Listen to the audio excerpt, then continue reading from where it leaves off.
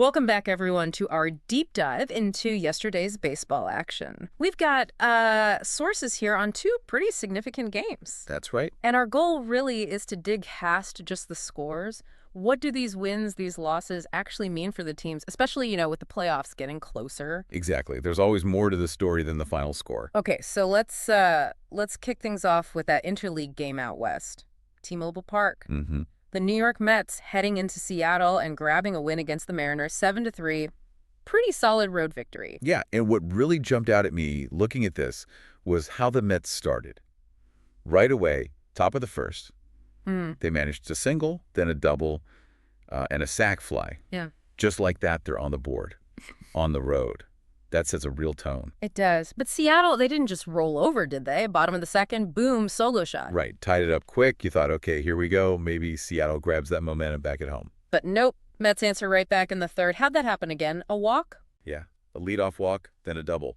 Smart baseball, moved the runner over, then scored him on a ground ball.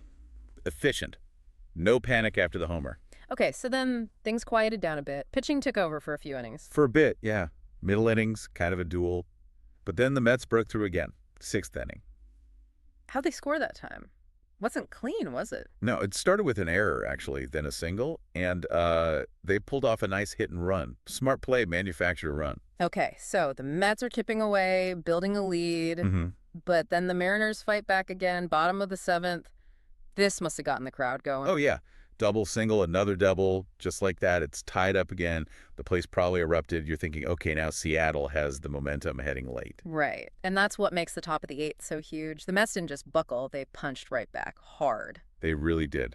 Single, a walk, and then the big one. The 3-run bomb over the left field wall, just like that, 6-3 Mets. Absolutely the turning point. You could probably feel the air go out of the stadium. It wasn't just runs. It was like a statement after Seattle had clawed all the way back. Yeah, totally deflating for the home team. And then they tacked on one more in the ninth, didn't they? Insurance run. Yep, couple of singles, RBI, ground out, made it 7-3, the final. Just solid professional hitting late in the game. And pitching-wise, the Mets starter sounded pretty good. He was solid. Gave him 6 innings, just the 1-run run, 4 hits, I think. Struck out 7. Quality start. And the bullpen held it down. Yeah, they closed it out. The winner got his, 7th win? Yeah. So reliable stuff there, too. Offensively, for the Mets, who stood out, obviously the home run hitter. Yeah, the center fielder. Big day. 3 for 5, had a double, too, plus that massive homer. Yeah. And the shortstop chipped in, 2 hits, RBI. And for Seattle, besides that one homer, sounds like they just couldn't string things together consistently. That was kind of the story, yeah. They fought back, tied it twice, but couldn't get the sustained offense going when they really needed it. So, okay, stepping back, big picture. What's this mean for the Mets? A road win like this? Well, it's big. You go on the road, interleague game, you give up a lead late, you immediately take it back. That shows some serious grit. Important for their NL playoff push, Yeah. Builds confidence. And for the Mariners, losing at home after tying it late, that's gotta sting. Oh, definitely a setback. They're in that tight AL wildcard fight. A game like this at home, you feel like you got to win it. Highlights maybe a need for more consistency down the stretch, finishing games. Okay, let's pivot now. Different game, different vibe entirely. Brewers hosting the Cubs. NL Central rivals. Right, American Family Field. Right. And this one, well, it was all Milwaukee. 7-0 Brewers. A shutout. Yeah, complete dominance. And like the Mets, the Brewers got going early too. Bottom of the first. How'd they started off? Leadoff walk, quick stolen base, bang, RBI single. Just like that, 1-0, put the pressure on the Cubs immediately. And they kept it up. They did. Added another run in the third. Single, double, sac side this time. Just methodically building that lead. Meanwhile, the Brewers starter sounds like he was dealing. Oh, he was. Especially through those middle innings. The Cubs hitters just looked lost up there. Couldn't get anything going, couldn't square him up. He's in total control. And then the Brewers blew it open. When was that, the 6th? Bottom of the 6th, yeah. Single, walk. Sound familiar? Huh. Then the big fly. Yep, another 3-run shot. This went into the left field bleachers. And that really felt like game over. Crowd went wild. 5-earned at that point. And they weren't even done scoring, were they? Nope. Added 2 more in the 8th. Double, single, couple of productive outs, sacrifice plays, just fundamentally sound offense adding on. Made it 7-0. But the real story here, you have to say, is the Brewers' starting pitcher. Absolutely. A complete game shutout. Wow. You don't see many of those anymore. You really don't. 9 innings, just 4 hits, 1 walk, 9 strikeouts. His first shutout of the season, and against your division rival. That's just masterful. What kind of boost does a performance like that give a team? Oh, it's huge. Not just the win, but it saves the bullpen entirely. It shows your ace can just dominate a rival. It sends a message, especially in a division race. Offensively for Milwaukee, besides the homer, who else contributed?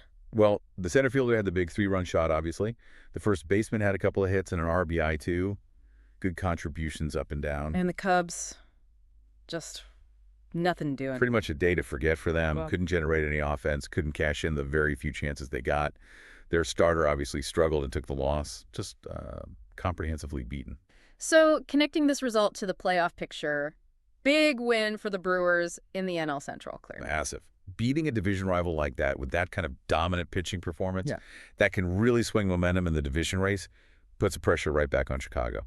And for the Cubs, getting shut out like that, it just shines a big spotlight on their need for more consistent offense, doesn't it? It really does. Yeah. It's one thing to lose a close game.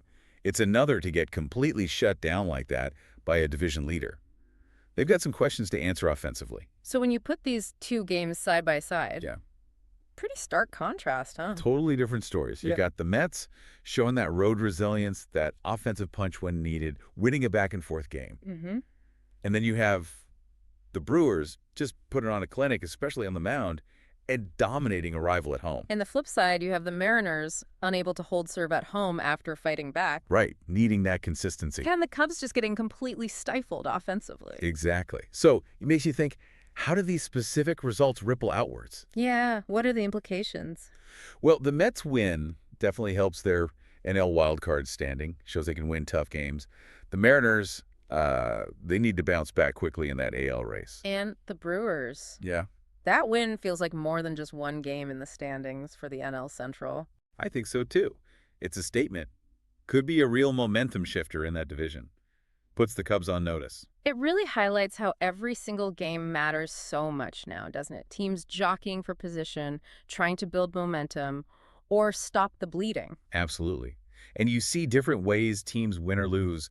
The Mets' resilience, the Mariners' need to close, the Brewers' sheer dominance, the Cubs' offensive drought. Yeah. All these threads are going to keep playing out. So yeah, you've seen it right there. One big swing, like that Mets homer, or one dominant performance, like the Brewers shutout.